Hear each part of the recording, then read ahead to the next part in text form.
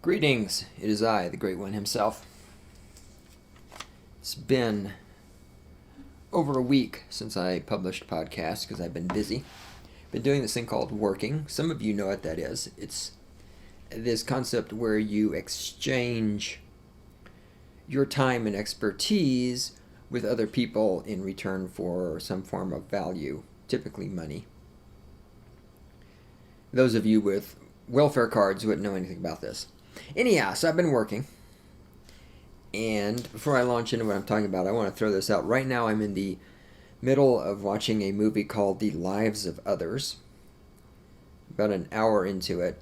It takes place in the 1980s in East Berlin, concerning a Stasi officer who is doing surveillance on a playwright and his girlfriend. And as it turns out, the reason the Stasi is doing surveillance on this guy is because some bigwig in the Communist Party wants his girlfriend, so he sent the Stasi after him in order to find something on him so they can put him in the gulag so the politician can have the playwright's girlfriend. It's a brilliant movie. Like I said, I'm only an hour into it. It could go bad at any moment. That's the thing about movies. I hate when movies start off strong and then go to shit. So far, it's brilliant. And watching the Stasi officers and their just mindless loyalty to the party. It's like watching the people I know who are these hardcore liberal Democrats who can't shut up about Obama and Obamacare and, how he really does have a birth certificate and how he walks on water and how everything is better now that Obama's president, and just on it. It's just, you see that same kind of brainwashing in this movie, and the movie is very well directed and just it's just beautiful so far. So you should check it out.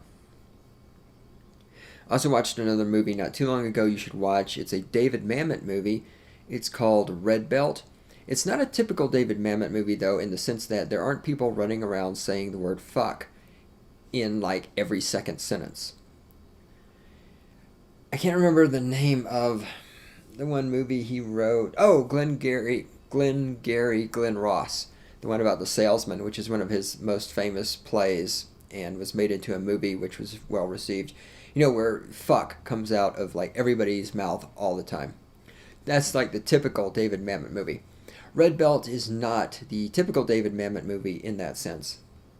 Not a lot of bad language, and it concerns a guy who owns a martial arts dojo, specifically a Brazilian jiu-jitsu dojo, and assorted things that happen in his life. I won't say much more than that. It's a fairly complex plot, and it kind of goes where you're going to expect it to go. There's the big fight showdown at the end, good versus evil, yada, yada, yada. That happens, but it doesn't happen in quite the way you expect it to. It's again, really fantastic movie. Highly, highly recommend it. So now I've talked about movies for 3.5 minutes. Let's talk about what I came here for. In the process of working my theater gig, we had 2 shows come through recently. The first one was the Golden Dragons Chinese Acrobats. There's 20-something of these guys, young, good shape. I personally am not into Asian girls. I know a lot of people are, and a lot of people say, oh my god, Asian girls, I'm so horny, me so horny. I'm not really into the Asian chicks, but I'm sure that if you were into Asian chicks, you would have thought that these little acrobat girls were absolutely just beautiful and amazing. So these people rolled in, and they opened up their truck, and they unloaded all of their gear, and they went to work, and they got everything set up, and we, the stage crew, basically just stood there and watched them. And they did everything. And watching them, and they were all happy. They were talking to each other, they were happy, they were smiling, they were having a good time. Couldn't understand a word they were saying because they were all speaking Chinese. And the point of this is that, well, let me continue and I'll get to the point, I think. So there's that. And then on loadout, again, the show's over, they grabbed their stuff, they packed everything up, they put everything away, they loaded their truck back up, and they were gone. And they were happy, and they were having a good time doing it. And they were efficient, and they were easy to work with, and they were well behaved, and they were polite. And in their off time, I didn't see not one, well, I shouldn't say not one. There's a couple of times I saw them looking at a cell phone. But during their off time, they were interacting with each other. They were rehearsing their stuff. They weren't sitting around staring at their fucking smartphones. The next show that came through was the... I'm going to probably get their official title wrong. The BYU Ballroom Dance something something. Anyway, when I first heard they're coming, I'm like, what the hell is BYU? And somebody's like, that's Brigham Young University. I'm like, oh, okay, so that made sense then. I don't keep up with colleges except when I'm making fun of them. So anyhow, Mormons! Oh my God, Mormons were so scared. The Mormons came. BYU Ballroom Dancers. Their show was fantastic. If you ever get a chance to see them, and you're into dance, because it was way more than just, I thought it was going to be like ballroom dance, a little variation. Now it had elements of jazz and tap and ballet and modern dance and interpretive dance and all this other stuff in addition to the ballroom dancing. It's a fantastic show. If you have a chance to see these kids, go see them. So the Mormons showed up. They had their truck there. There's about 20-something of these kids too. They come strolling in. Many of the girls are just absolutely beautiful.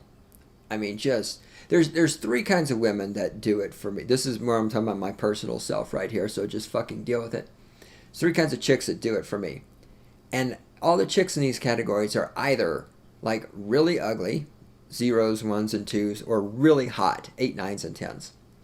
Redheads, Jewish chicks, and Mormon chicks. Some of these girls were so beautiful. All these kids, the beautiful girls, the not beautiful girls, the guys, all of them, walked in the door, dressed nice, no fucking sweatpants, no t-shirts with fucking beer logos on them, dressed nice, hair looking nice, smiles on their faces, polite. They popped the back of the truck open. The kids swooped in, unloaded the truck. We just stood there and watched. They set up their light trees. They had these most amazing portable light trees. Those of you who are not theater techs will not give a shit. But it was like this box that went all the way up, and it was on a hinge. So the top of the box flips down and folds back on top of the carrying box where all the cords go. And they had LEDs mounted in it. So the light tree was just take it off the rollers, sit it on the ground, flop the top up, plug in the DMX, plug in the Edison, and boom, LED light tree ready to go. It was fantastic design. They also had this kid who was an engineering student at BYU who designed and built and is selling these dresses that have LEDs in them and light up LEDs and a battery pack and everything. And these are programmable. And he does this via wireless with his laptop computer, and he programs it. Incredible stuff. Anyway, they all come in. They're unloading the truck. They unload the truck. They get all their stuff out. They're all set up. They go throughout their day. They're doing their thing. They're getting ready for the show. Everybody's happy. They're in a good mood. They're interacting with each other. They're being nice. Nobody's looking at a fucking cell phone. I don't remember seeing a single fucking cell phone in anybody's hand that whole night. They do their show. The show's over. They go out in the audience. They meet and greet. They come back on the stage. They do cool down and stretching exercises together in the middle of the stage. Then we strike. They put everything away. Everybody's happy. Everybody's in a good mood.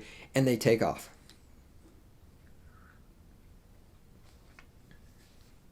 So what's the point of all this? The point of all this is that in the long term, some cultures are going to survive because they're strong cultures. Some cultures are going to fail because they are weak cultures. They're going to fall apart from the inside. They're going to be attacked from the outside. Compare these stories with the typical show crews that come through, which are primarily dominated by upper middle class, white, American, liberal Democrats.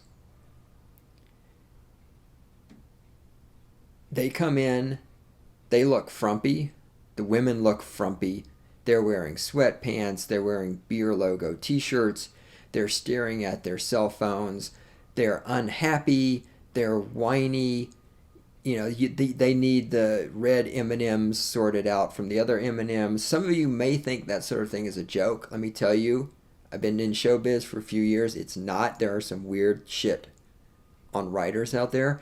Separating M&Ms by color is legitimately one of them. I've seen it. The American touring companies, they come in and everybody's in a bad mood and they're whining because, they had to, Obama's not paying for their abortion or whatever. And it's just, when you look at these foreign cultures like the Chinese and like the Mormons, you see that, and again, I'm not a mind reader. I don't know what's happening in their minds. I can only go on my experience of interacting with them and watching them up close and from a distance. But there's a cohesiveness about their culture, and there's a satisfaction, there's a happiness. So there's not that need to constantly be looking at the cell phone like your upper middle class fucking white girl. And I focus on girls just because I pay more attention to the girls, obviously. Because, my God, some of those Mormon girls were just fucking amazing. Oh, my God, they were gorgeous. Oh, I could spank it right now just thinking about them. But I'm going to save you guys having to listen to that. And let's talk about Mormons for a minute. So cultural decline. I mean, the Chinese have been around for a long time. They're going to be around for a long time because they have that cultural cohesiveness, cultural integrity, an emphasis on family. Now, am I saying that Chinese culture is perfect? No, by no stretch am I saying. Am I saying that Chinese culture will outlive United States of America, liberal, Democrat, feminist, single mother, disposable male rape culture that we currently live in today of, Obama worshiping and abortion worshiping and divorce worshiping and welfare worshiping? Yeah, absolutely. Same thing with the Mormon culture. Is it perfect? No. I mean, they believe that there's an invisible man who lives in the sky. Okay. But is the Mormon culture going to outlast the left-wing, abortion-worshipping, Obama-worshipping, single fat mother-worshipping, hedonistic worshipping, government welfare check receiving, worshipping, liberal, Democrat, statist, poor to upper middle class white culture? Is it going to outlast that? You're goddamn right it is. Because all the fucking fat single mothers on welfare are out there just breeding more children who are going to, statistically speaking, statistics have shown that children of single mothers are more likely to be criminals and more likely to engage in violence, more likely to have mental problems, and yada, yada, yada. We can go on forever. The studies are out there. Use this thing called Google. You can find them yourself. Right? So, I mean, that culture is just creating people who are more and more isolated, more and more fucked up, more and more incapable of interacting with other people. The Mormons have kind of a wacky religion. All religions are wacky. That's a fucking newsflash for you. Right? It always cracks me up. It's one thing when an atheist makes fun of Mormons, as long as they do it equally. Like when South Park makes fun of Mormons, South Park makes fun of all religions. So it's fine. But when other religious people make fun of Mormons, it's kind of like if the neo-Nazis called up the Ku Klux Klan and said, hey, you know, the way you're burning crosses on people's lawns, you're doing it wrong. That, to me, is what, when some religious fucker insults the Mormons, that's what it's like. It's like, dude, you're a Catholic, or you're a Jew, or whatever. Do you realize that when you cut right down to it, your religion is just as stupid as Scientology? There's literally no difference between Judaism, Hinduism, Buddhism, Christianity. What's the other idiots I'm forgetting? Oh, the Muslims. You know, all of you are just Scientologists of a slightly different ilk. So when I hear one group of religious people ragging on the Mormons, it's just like, just shut the fuck up. All right? And this was really the gist of the South Park episode about the Mormons. For those of you who've seen it, you know what I'm talking about. You know, at the end, the Mormon kid is like, you know what? Our religion might be different than yours, and it might even be a little bit wacky, but we're really happy. And let's see you fucking beat that. And so, yeah, the Mormons, they got a wacky religion. Hold on, losing my voice. Need another drink of coffee. Still a little early in the morning for me. I've only been up for 4 hours. But it's been nonstop. So, yeah, the Mormons, their religion. Excuse me, there went my voice again.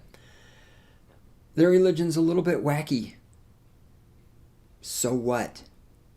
You know, they know how to fucking put on clothes that aren't sweatpants. They know how to do their hair. They know how to smile. They know how to fucking not stare at a cell phone. They interact with each other. They have community. They're stockpiling food so that when the government, not if, but when the government of the United States collapses, you know, all you people who are making fun of the Mormons are going to be not laughing so hard when they have food and you don't. Right? They're a little wacky. But I've known Mormons. When I lived in Farmington, New Mexico, there were Mormons there. I had no idea when I moved there. There's a bunch of Mormons there. So I know Mormons. I've gotten along great with Mormons. Never had a problem with them.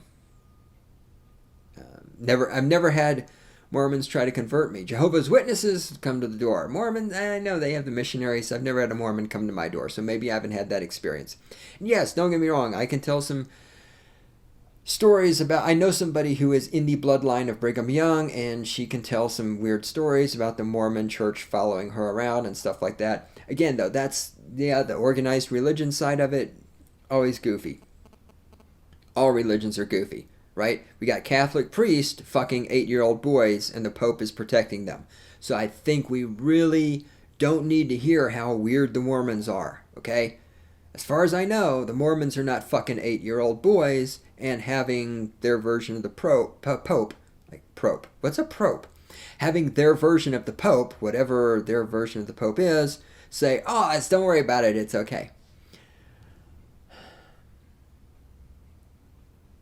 So these cultures, the Mormon culture, the Chinese culture, probably some of the other Oriental cultures as well. Not the Japanese culture. Japanese culture, I mean, they might as well just die now. They're even further degraded than upper middle class white people on welfare in the United States. The Japanese are dead to the world and the future. But the Chinese and the Mormons are examples of societies that are doing it right. They're keeping an emphasis on family. They're keeping an emphasis on interacting with other people. They're keeping an emphasis on achievement and, you know, creating value and making something of yourself. You know, and as a guy, as a man, I'm a man. You know, this is why I look at, like, Mormon chicks and it's like they're hot because they're not self-absorbed sweatpants wearing bimbos whose only concern in life is who's going to pay for their next abortion, and, you know, how can they get anything that they don't agree with classified as rape?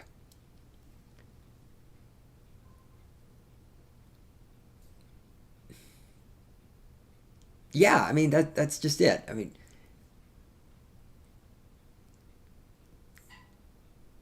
typical United States upper middle class white people society with its emphasis on cell phones and single motherhood and government reliance, it's going to fucking fail. It's going to fucking fail. I cannot fucking emphasize enough to you stupid motherfuckers out there how it is going to fail.